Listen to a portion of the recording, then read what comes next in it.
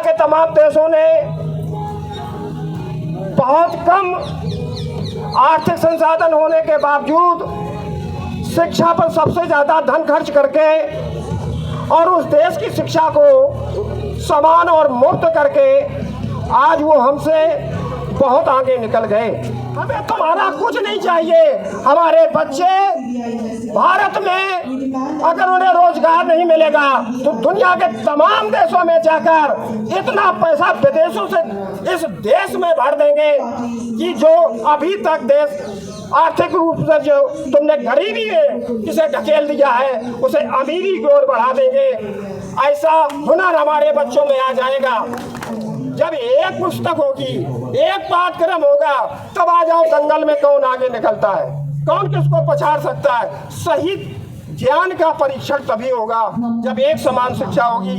इसलिए मैं चाहता हूँ इस भारत सरकार से और इस देश की जनता से कि आप इनके चंद पैसों में, चंद अनाज के टुकड़ों में और मत बिकिए। सभी से यही कहिए कि एक शिक्षा एक देश भी समान कर दो। हमारे अतीत में इसका एक उदाहरण है, जब डॉक्टर भीमराव अंबेडकर जी को बड़ी मुश्किल से शिक्षा का अवसर मिला तो उन्होंने दिखा दिया कि विश्व में सबसे ज़्यादा योग्यता का उन्हें प्रमाण पत्र मिला और विश्व ऑफ नॉलेज दुनिया के वो एक सबसे विद्वान व्यक्ति और महापुरुष बनकर हमारे सामने आए। यह शिक्षा का ही देन है। अगर वो शिक्षित नहीं होते तो कभी भी उन्हें संविधान बनाने का अवसर नहीं मिलता। यदि कोई भी देश दुनिया में सामाजिक, सांस्कृतिक, आर्थिक और राजनीतिक रूप से महान देश बनना चाहता है, विकसित देश बनना चाहता है, तो उसे सबसे पहले शिक्षा पर ही ध्यान देना होगा। दुनिया के तमाम देशों ने बहुत कम आर्थिक संसाधन होने के बावजूद शिक्षा पर सबसे ज़्यादा धन खर्च करके और उस देश की शिक्षा को समान और मुफ्त करके आज वो हमसे बहुत आगे निकल गए। परंतु हमारे देश में सकल भौतिक, भौगोलिक और आर्थिक साधन मौजूद होने के बावजूद भी हमारी सरकारों ने शिक्षा को पर विशेष ध्यान नहीं दिया और शिक्षा जो भी बनाई वो पाखंड और अंधविश्वास, विवेक, बुद्धि और तर्क रहित बनाई। विवेक, बुद्धि और तर्क और विज्ञान रहित शिक्षा से पाखंडवाद और अंधविश्वास पैदा होता है, वैज्ञानिक पैदा नहीं हो सकते हैं, पाखंडी ही लोग पैदा होंगे।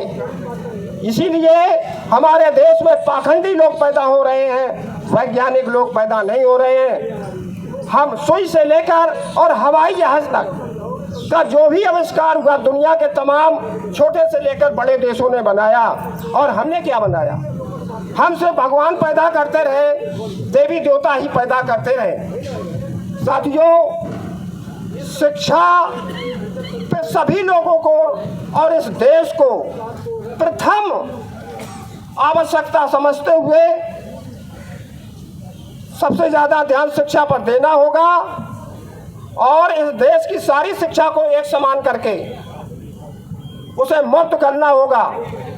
मुफ्त इसलिए करना होगा कि इस देश के 71% लोग सरकारी आंकड़ों के आधार पर गरीबी रेखा से नीचे हैं और ये जो वर्तमान सरकार है यह शिक्षा को दिन प्रतिदिन इतनी महंगी करती जा रही है कि 71% जो इस देश का कमेरा वर्ग है उसके बच्चे शिक्षा से वंचित होते जा रहे हैं।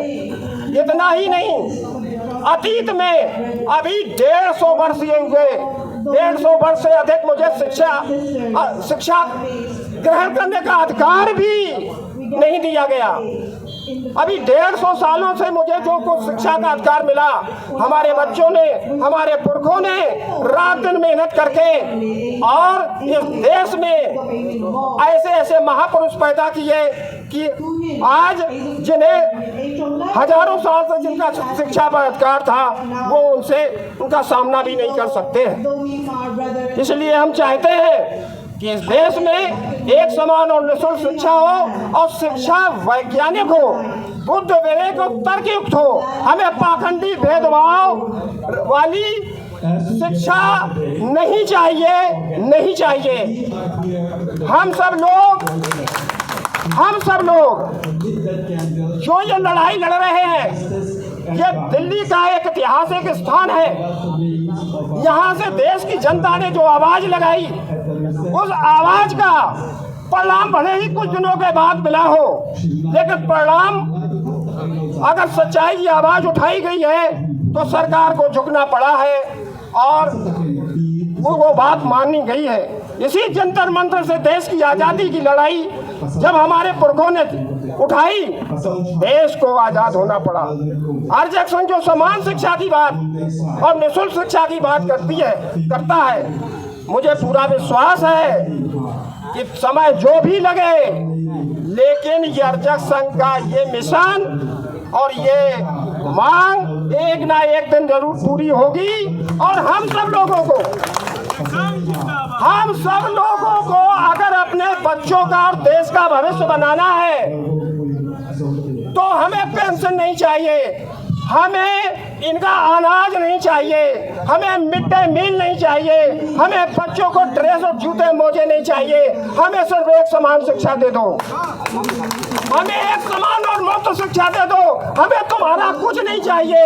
हमारे बच्चे भारत में अगर उन्हें रोजगार नहीं मिलेगा तो दुनिया के तमाम देशों में जाकर इतना पैसा विदेशों से इस देश में भर देंगे कि जो अभी तक देश आर्थिक रूप से जो तुमने गरीबी में इसे ढकेल दिया है, उसे अमीरी की ओर बढ़ा देंगे।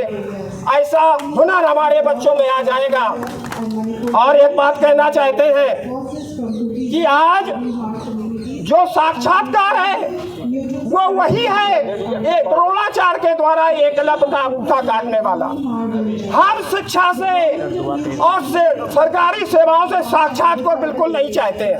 हमारी परीक्षा 2 बार नहीं 3 बार आप करवा लीजिए, लेकिन शिक्षा से साक्षात्कार कंपटीशन में या नौकरियों में बिल्कुल समाप्त होना चाहिए। अभी क्या है, केंद्रीय शिक्षा के अलग पुस्तकें हैं, उनका अलग पाठ्यक्रम है। देश के जो राज्य हैं उनकी पुस्तकें अलग हैं, उनका अलग पाठ्यक्रम है। और जब कंपटीशन कोई होता है, अगर राज कर्मचारी का होता है तो केंद्रीय बोर्ड के बच्चे जो पढ़ने वाले हैं वो मात खा जाते हैं। और जब राष्ट्रीय स्तर का कोई चयन होता है तो उनके केंद्रीय विद्यालयों में पढ़े हुए बच्चे प्रश्न पत्र बनाते हैं, तो केंद्रीय विद्यालय में पढ़े हुए बच्चे निकल जाते हैं और राज्य के बच्चे पिछड़ जाते हैं। जब एक पुस्तक होगी, एक पाठ्यक्रम होगा, तब आ जाओ दंगल में कौन आगे निकलता है, कौन किसको पछाड़ सकता है। सही ज्ञान का परीक्षण तभी होगा जब एक समान शिक्षा होगी।